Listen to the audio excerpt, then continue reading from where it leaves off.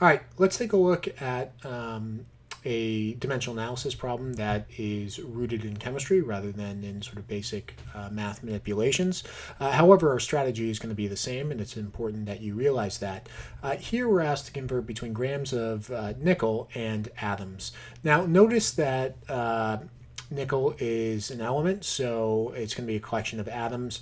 We're actually going to look at a little bit later molecules, and this conversion here would be between grams and molecules rather than atoms, because nickel is not a molecule, so that's why it stays as atoms here.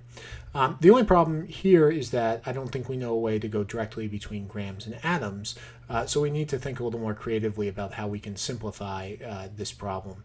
And in chemistry, the first thing that you want to do to simplify a problem is always find some way to get to moles. Moles are the central unit in chemistry. It's always going to be the central unit that we strive for.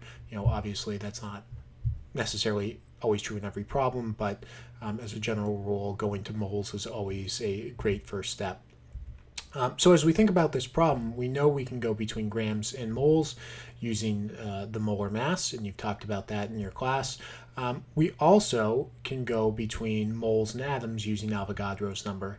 And this is the step here where if you're talking about a molecule, let's say nickel sulfide, here this conversion would be between moles and molecules because that would be a collection of molecules, not atoms. Here, however, since we're dealing with elemental nickel, this conversion is between moles and atoms, and we're going to use Avogadro's number. Okay, so let's plan our strategy. Again, just to emphasize, moles, moles, moles. That's always what we want to do. Here we have 2.5 grams. Grams are going to go in the denominator. Again, it's the same dimensional analysis strategy that we've been doing. However, we know a way to go between moles and grams. That, namely, is the molar mass. And finally, in the next step, we're going to convert between moles and atoms. Moles in the denominator, again, to cancel out. And we know we can do that with Avogadro's number. So let's go forward and put in the numerical relationships. Generally with molar masses, and different teachers have different expectations, I always round if the molar mass is close to a whole number. Here, nickel has a molar mass of 58.69, so I'm actually going to keep it as 58.69 or 58.7. Carbon, for instance, is 12.001, so I round that to 12. And other many elements actually have very close to integer values for their molar masses, and I always round those. Here, I'm going to leave that as 58.69. Avogadro's number is on top here, and we get our final answer as 2.56432 times 10 to the 22nd atoms. Now, with any problem, you should also take a look at your answer and see if it makes sense. Here, the question is, should we have a large number of atoms, and this is an astronomically large number of atoms, in a small amount of nickel? And the answer is yes. We know from class that Avogadro's number is an enormous number. There are many, many atoms and molecules, if we had a molecule here, in any sample of matter.